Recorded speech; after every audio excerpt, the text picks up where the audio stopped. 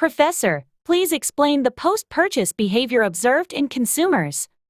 Consumers display various behaviors after making a purchase, and recently, the post-purchase behavior of millennials, Gen Z, and Gen X has been particularly proactive.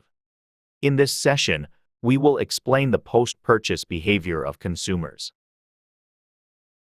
There are several theories related to consumers' post-purchase behavior, including the expectancy disconfirmation model, attribution theory, and cognitive dissonance. The expectancy disconfirmation model states that consumers exhibit three types of behaviors after making a purchase: customer satisfaction, positive disconfirmation, and negative disconfirmation. This model is based on the phenomenon that consumers form their own expectations before making a purchase, and after purchase, they evaluate whether it is as good or bad as expected. Let's take a closer look at the expectancy disconfirmation model. Consumers compare their pre-purchase expectations with the post-purchase outcomes they perceive. If the expectations and outcomes align, it results in customer satisfaction. If the outcomes exceed their expectations, they become delighted, which is referred to as positive disconfirmation. On the other hand, if the outcomes fall short of their expectations, they become dissatisfied, which is known as negative disconfirmation. Furthermore, when the outcomes meet or exceed the expectations, consumers exhibit positive responses, such as repurchase, leaving positive reviews, and brand loyalty increase. When they recommend the product to others by leaving reviews or increasing their brand loyalty, this is referred to as word of mouth or word of mouth effect. However, when the outcomes are below their expectations, consumers become dissatisfied and display negative reactions. Consumers' negative reactions can take various forms, such as leaving malicious comments, requesting returns or exchanges, demanding refunds or compensation, boycotting sales, and filing complaints with consumer protection agencies. Therefore, marketers need to strive to minimize consumers' negative disconfirmation. Now, let's discuss the attribution theory. The attribution theory suggests that when consumers experience satisfaction or dissatisfaction after purchasing a product, they try to identify the cause. When consumers are dissatisfied after a purchase, they may attribute the cause internally to themselves or externally to other factors. When consumers attribute the cause of their dissatisfaction internally, it is referred to as internal attribution. And when they attribute the cause externally, it is known as external attribution. Recently, consumers have a tendency to actively express their thoughts, so when external attribution occurs, it can significantly impact product sales. Therefore, marketers need to respond attentively to customer reactions. Now, let's explain cognitive dissonance. Cognitive dissonance refers to the psychological discomfort experienced by consumers when they discover unexpected drawbacks or lack certainty that the product they purchased is better than other alternatives. In particular, when cognitive dissonance occurs in relation to product purchases, it is referred to as post-purchase dissonance.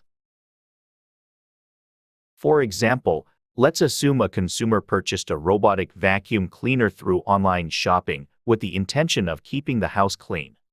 While most consumers would be highly satisfied with their purchase, some may feel dissatisfied. This is because a robotic vacuum cleaner cannot fully satisfy all housewives. Some housewives may have thought that purchasing a robotic vacuum cleaner would leave them with nothing to do, but when that expectation is not met, it creates psychological conflict. Such psychological conflict or discomfort regarding one's own behavior after purchasing a product is referred to as cognitive dissonance. When consumers experience cognitive dissonance, they make efforts to reduce the dissonance.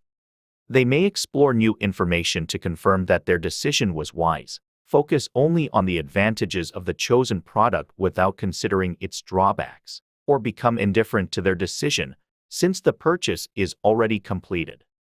If consumers' cognitive dissonance intensifies, they may disengage from the customer base. Therefore, marketers need to consider it as a company problem rather than a customer problem and actively respond. They should provide polite responses when customers contact the company, express gratitude to purchasing customers through letters or messages, widely promote the superiority of their products, and provide supporting evidence to instill confidence in buyers. Additionally, efforts should be made to identify factors that trigger cognitive dissonance through surveys and work towards resolving it.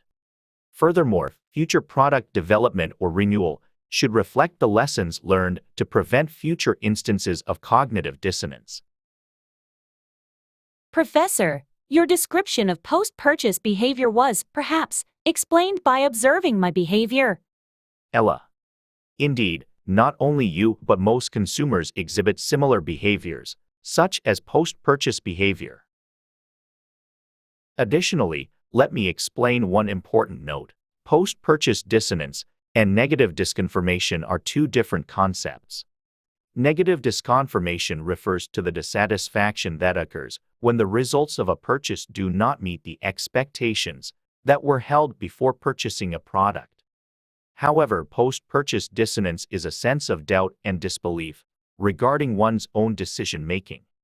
Doubts about and dissatisfaction after the purchase are completely different concepts. Therefore, marketers need to make efforts to prevent post-purchase dissonance.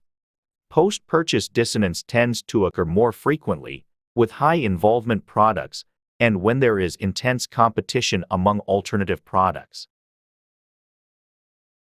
Professor, today, you explained post-purchase behavior of consumers, focusing on the expectancy disconfirmation model, attribution theory, and cognitive dissonance theory.